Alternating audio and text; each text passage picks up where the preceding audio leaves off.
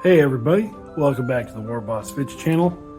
I have put together a Harvest Festival video. And what do you do at a Harvest Festival in the age of fantasy?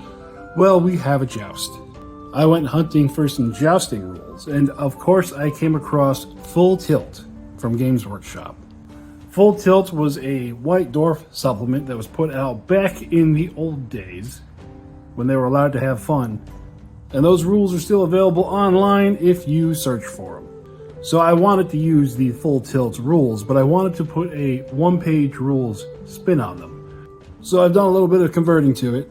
It'll be linked down in the description below where you can get it, and you can also find it on the War Boss Fits Discord, which the link for that is also linked down in the description. In a game of Full Tilt, you have two teams of 6 knights that participate in the jousting tournament. The tournament consists of 3 days or 3 different events. The first event is where you introduce the knights to the locals. On the first day, they are applauded by the crowd, and they attempt to gain favor from any noble ladies in attendance. Leading our first team of knights coming from the Duchies of Vinci, it is Sir Simp, the Maidenless. Our next knight, coming from the Human Empire, is Sir Reginald. Next, we have Sir Adame from the Chivalrous Kingdoms.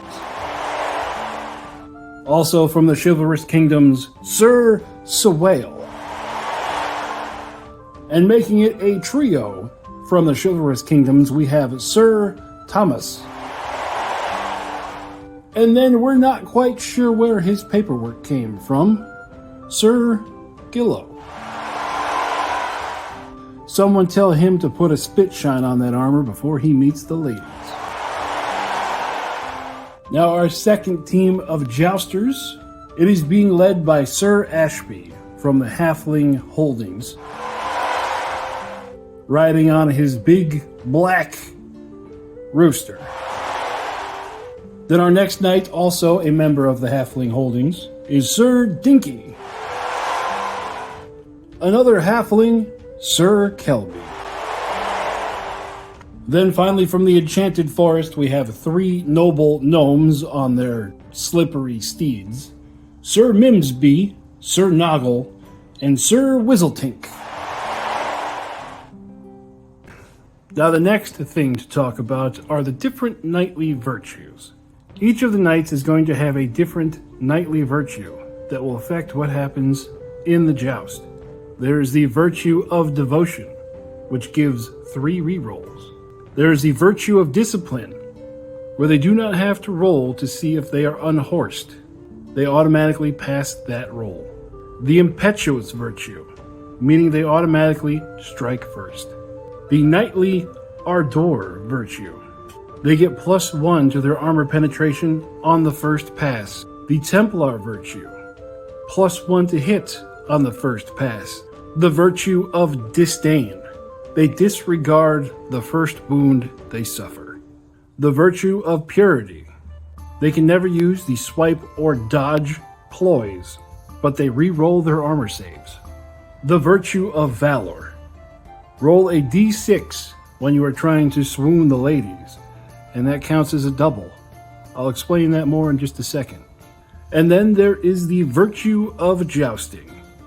This knight automatically hits, and they may never dodge. Each one of the knights on both teams has a virtue. None of these virtues can be duplicated on your team. Each of the knights in this joust have gotten their virtues randomly. Of the 9 listed, I rolled a d10, I re-rolled 10, and then any doubles as I went along I re-rolled. So I'll show you what their virtues are as we go on to the next step. As we continue on day 1, we come to the ladies' favor phase. Each of the knights rides in front of the assembled audience, making sure to give attention to all of the noble ladies in attendance. And if a lady in the crowd is so smitten, she wishes to give favor to her favorite knight, she will take off an article of clothing and wrap it around the lance of her favored champion. How we are going to represent that on the table is each one of the knights is going to roll 2d6. And whenever they get doubles, they are going to be given that many rerolls for the entire jousting tournament. Now, these rerolls can be used anywhere in the joust. They could be used on attacks, they could be used on armor saves, they could be used on unhorsing checks, they could be used wherever a dice roll is needed. The only caveat is you cannot re-roll a re-roll and you are stuck with whatever the re-roll result was. As you can see by the table, if you end up getting double sixes, 6 re-rolls across the whole tournament is kind of a big deal. You have swooned the right lady. So let's start the ladies' favor phase. We're going to start with the big guy team, with the eternal laughingstock, Sir Simp the Maidenless. Now, he got the virtue of devotion, so he is automatically going to start with 3 rerolls, but he still gets to roll on this chart. Let's see if he swoons any ladies. That is not a double. He is not successful, but he still has those 3 rerolls. Next, we go to Sir Reginald. Let's see how he fares with the ladies. He's unable to impress a noble, but I think I saw a lady giving his griff a little bit of side-eye. Next is Sir Adami.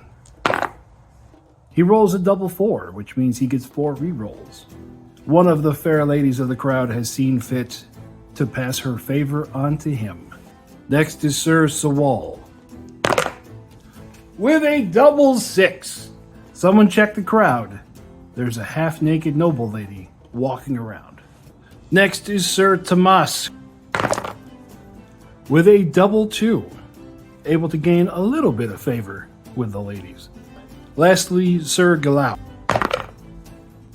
Unable to score any points with the ladies. It might have something to do with the smell. Next, we move on to the team of the little guys, and we start with Sir Ashby. Even though he has the biggest black rooster in the land, he is unable to impress the noble ladies. Next is Sir Dinky. Also unable to impress the ladies. Next is Sir Kelby. And it looks like none of the chicken riders were able to score any favors. Next is Sir Mimsby.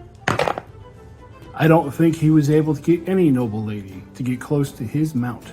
Next is Sir Noggle, who has the virtue of devotion, so he automatically starts with 3, but still gets to roll. And again, the frog did not impress. Lastly is Sir Whistletink. And once again, none of the noble ladies want anything to do with him. So now that our noble knights have gained the ladies' favor, they will retire for the day to come back for day number 2, where we start the joust. So now as the dawn breaks on day number 2, I will explain how you joust. On day number 2, the teams will joust each other. Each joust consists of 3 passes. As the competitors charge at each other and smash together in the middle, the way you win your match is to have more smashed lances than your opponent, or to knock your opponent off their mount. Each competitor gets 1 attack. Assuming that all the competitors are experienced jousters, an attack will hit on a 4+. In order to smash your lance, you have to hit your opponent, and your opponent has to fail an armor save. Because of the range of sizes of our competitors, some of the armor saves are different. Larger competitors have a 3-up armor save, and smaller competitors have a 5-up armor save. But because of their size, there are modifiers to hit them. Larger competitors with a 3-up save, they are at +1 to hit, because they are a larger target. Smaller competitors are at -1 to hit. So in the case of Sir Simp, he would be hitting his opponents on a 4, but his opponents would be hitting him on a 3. Then he would save on a 3 as opposed to the regular 4. Feel free, if you're playing this with your gaming group, to come up with different variables of how these work. Like I said, this is a conversion of an already existing rule set. Go ahead and change it however you want. The main point here is to have fun, and maybe get some bragging rights. Now, let's say your opponent has hit you, and you failed your armor save. You then have to make a check to see if you stay on your mount. On a 1 to 3, you are knocked from your mount. On a 4 to 6, you are able to stay on it. If you are knocked from your mount, you automatically fail your joust. Each of the knights are considered to have 2 wounds. If you get knocked from your mount, you are going to lose 1 wound. And then you roll again. On a 1 to 3, you are trampled by your own mount. On a 4 to a 6, you were able to scramble out of the way, or you were just lucky. If you have wounded knights at the end of day number 2, we'll talk about substitutions when we get to day number 3. Now also, during each pass, the competitors are able to choose from a list of jousting ploy. A jousting ploy is a different strategy that's going to be used by the individual knights to give a little bit of a tactical decision on what's going to happen. There are 5 different ploys. You can choose one for each pass, or you can ignore it and just roll the dice straight up. So that's enough rules talk. Let's get right down to smashing into each other. Each one of the knights is numbered 1 to 6, and we are going to do the passes in alternating order. So our first match will be Sir Simp versus Sir Whizzletink.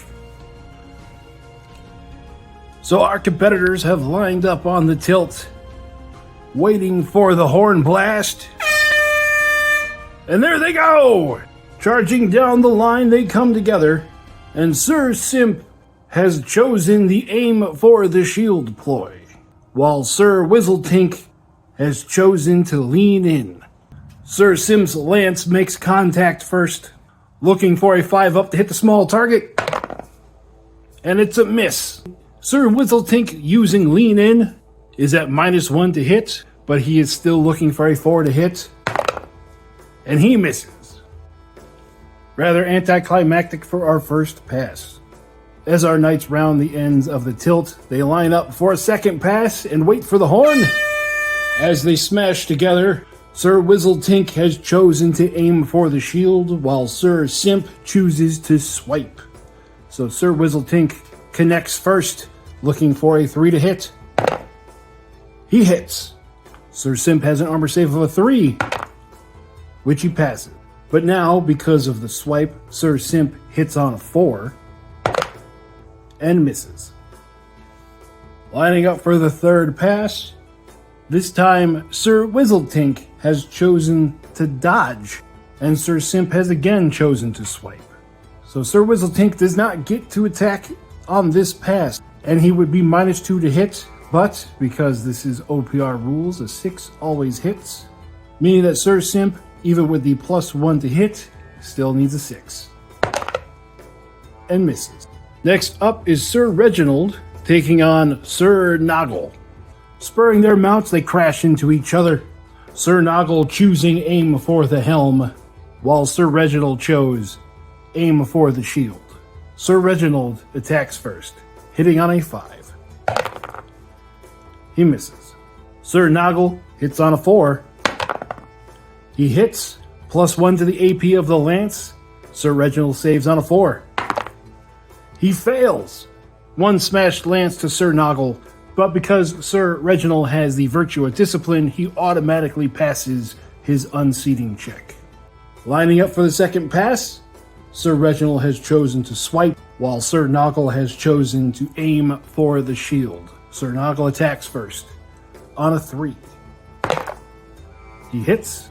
Sir Reginald saves on a 3. He passes. Sir Reginald hits on a 4 and misses. Lining up for a third pass, Lord Reginald chooses aim for the shield, and Sir Noggle chooses to aim for the helm. Sir Reginald attacks first on a 5 and misses. Sir Noggle hits on a 4. Misses, but he's going to use his first reroll. Still misses. So at the end of the second match, point to the little guys.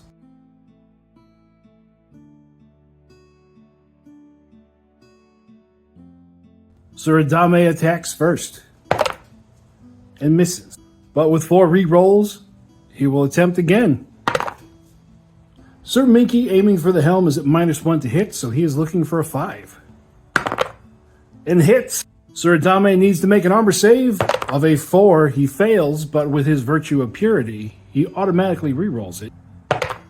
Still fails. Now to check to see if he is unmounted. He is! Does he get trampled? He does! Our next competitors on the field are Sir Sewall with the jousting virtue, taking on Sir Kelby with the virtue of valor.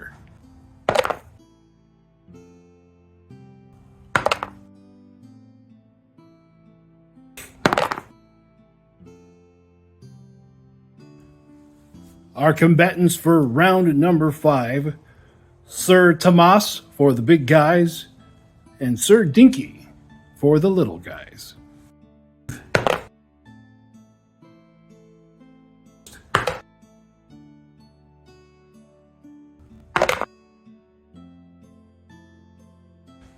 Next to the field are Sir Galau with the virtue of the Templar versus Sir Ashby with the virtue of discipline.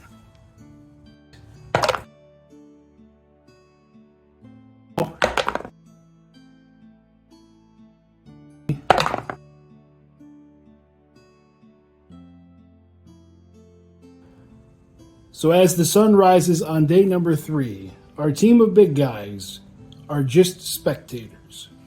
And Team Little Guys winning day number 1, they are now going to participate in a bracket tournament between all 6 of the competitors on the team to find out who is going to actually win the entire tournament. Our 2 best competitors are going to get buys in the first round. So our first pass is going to be between Sir Ashby and Sir Whizzletink.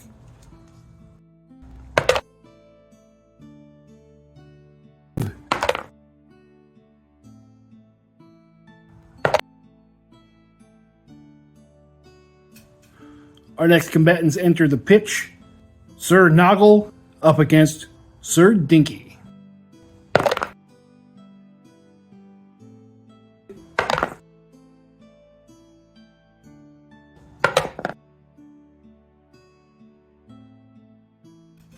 Thus concludes the first round. Going into the second round are 2 bye competitors. Sir Mimsby is going to be taking on Sir Kelsby.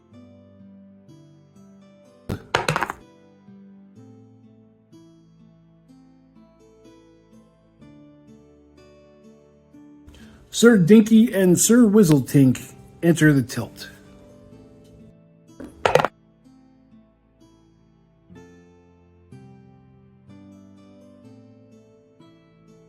Now we have come to our final match. Sir Dinky versus Sir Kelsby. Sir Dinky's virtue of jousting has carried him through the tournament so far.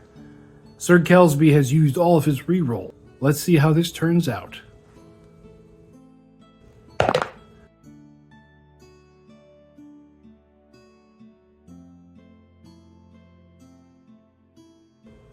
The winner of the Harvest Festival Jousting Tournament is Sir Kelsby. Now, valorous Sir Kelsby, approach the Lord of these lands and claim your prize. Sir Kelsby has the honor of being the second named character that we are going to continue to follow on this channel. Woo! So that's it. That's how I've converted Full Tilt over to the OPR system. If you guys got some time to kill, give it a shot. Let me know what you think. Like I said in the intro, I'm going to have the rules posted on the Discord. I'm also going to have them, I think, in a Google file. Link down in the description. Let me know what you think. Make any changes you want to it. And then give me some feedback on it. But that's going to do it for me out here in the garage. I hope you all are having fun playing OPR wherever you are, and happy Thanksgiving. I'll talk with you later. Bye-bye.